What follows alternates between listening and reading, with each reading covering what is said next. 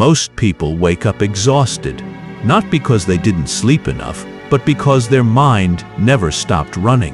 So many thoughts about yesterday's mistakes, so many worries about tomorrow's responsibilities, so many voices telling them they're not doing enough, not being enough, not moving fast enough. The weight isn't in their body, it's in their head. And the strangest part? They keep adding more. More goals to chase, more standards to meet, more versions of themselves they think they should become. They look at others and think, I should be there by now. They look at their own reflection and think, I should be different by now. And every should adds another pound to a mind that's already struggling to stand. Sarah was 28, working a job that paid the bills but didn't fill her soul, living in a city that felt too fast, surrounded by people who seemed to have it all figured out. Her parents asked when she'd settle down. Her friends posted promotions and engagements. Her co-workers moved up while she stayed still. And every night, she lay in bed with the same thoughts circling like vultures. What if I'm wasting my life? What if I chose wrong? What if everyone else knows something I don't? What if I wake up at 40 and realize I spent 20 years being afraid? She was only 28, but inside she felt ancient, like she'd been carrying a boulder uphill for decades with no peak in sight.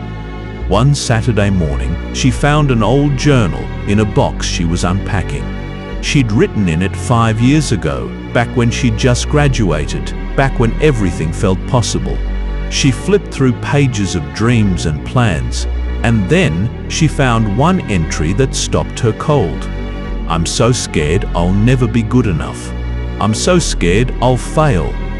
But maybe that's okay. Maybe I don't need to be great.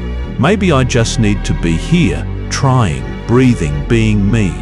That has to count for something. She read it 3 times. Her 23-year-old self, terrified but somehow lighter than she was now. What happened?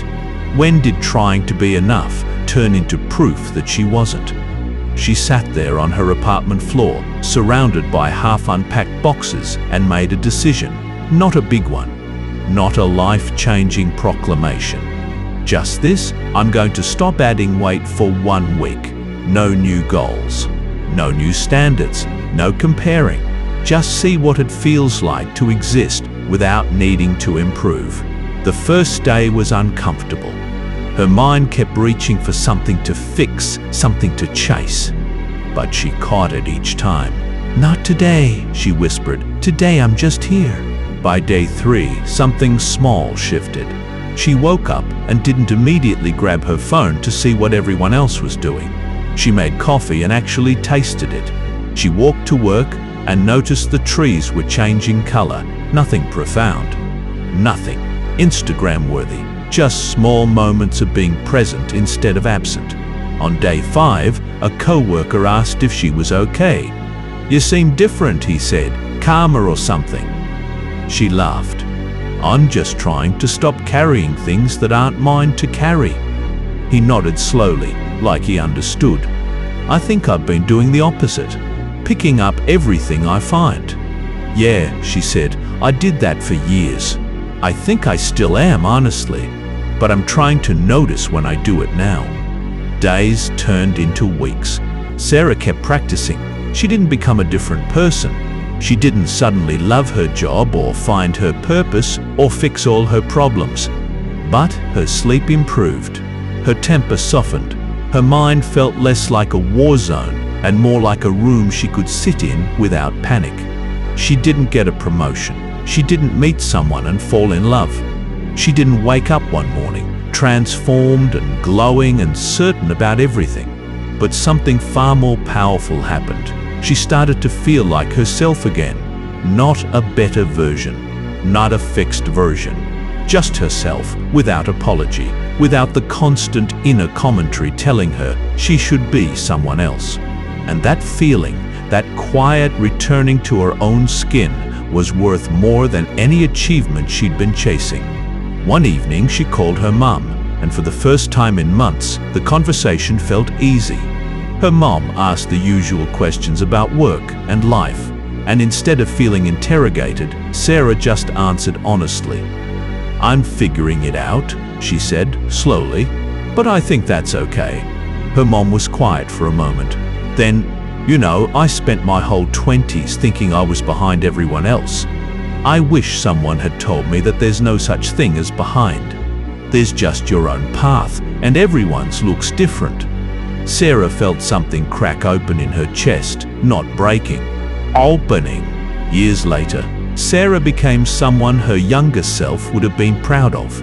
Not because she achieved some massive dream or became famous or rich, but because she learned how to carry herself lightly. She learned that the weight she'd been dragging wasn't responsibility or ambition. It was fear dressed up as productivity. It was comparison disguised as motivation. People started asking her how she stayed so calm, how she seemed so grounded when everything around them was chaos. And she'd smile and say the same thing her 23-year-old self had written in that journal. "I stopped trying to be great. I started trying to be here." Because the truth is, you're not falling behind. You're not failing. You're not broken or wrong or less than anyone else. You're just carrying things that were never meant to be carried. Expectations that aren't yours. Timelines that don't fit. Standards that no one actually meets. And maybe today is the day you set something down. Not all of it, not forever, just one thing, one should, one comparison, one fear that's been riding on your back for years. Put it down so your mind can finally breathe, so you can finally remember what it feels like to be you without the weight of who you think you're supposed to be. Just you, here, now, trying, and that's already enough.